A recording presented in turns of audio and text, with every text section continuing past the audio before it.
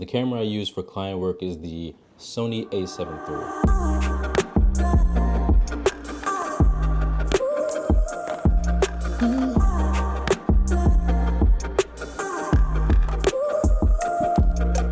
The A7III is the I think I'm ready to take photography serious camera. The Sony camera you Googled a million times and watched countless hours of YouTube videos about once you realize there is a significant difference between micro four thirds and full frame, and that is skill, not sensor.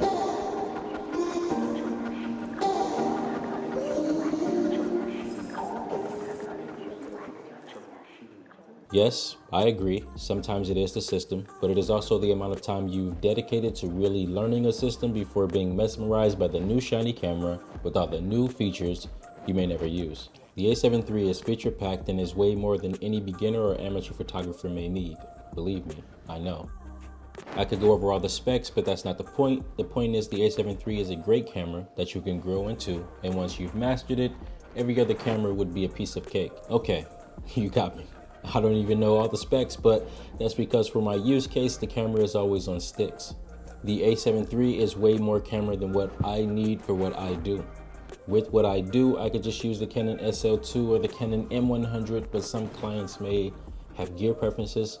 They're gear nerds just like the most of us, and walking in with a Canon SL2 would be a deal breaker for them. Have to make them happy, right? Okay, I'll talk about some of the specs. The Sony A73 has a 24 megapixel full frame CMOS sensor powered by the Bion's X processors. It has a tilting touchscreen that only works for focusing, and it shoots in 4K 24p and 4K 30p.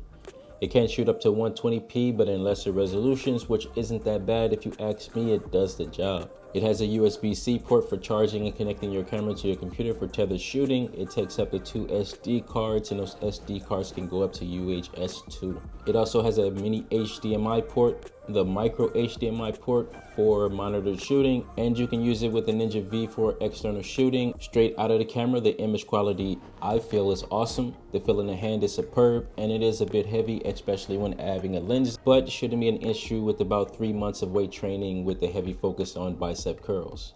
So, should you buy it? I would say yeah, only if you know that you're willing to give the camera a chance to live up to the hype in which everyone else has created around it. It is a great camera. It has some downsides like the pointlessness of the screen and direct sunlight and some other things which are irrelevant because what I find as downsides may not be an issue for you. To be honest, there aren't that many downsides when creating a workaround, and with many cameras that are out today, you may need to create a workaround anyways. Your best bet is to rent the camera and test it out before making the purchase. This is the how can I get my first photography gig when I don't have a portfolio and all the wedding companies I've come across require at least 2 weddings under your belt, although you don't know anyone that's getting married and you found your way into real estate photography while building your product photography skill set camera. Real estate photography can be challenging. You should give it a try if you already haven't. And that is it for today. Thanks for watching. Stay awesome.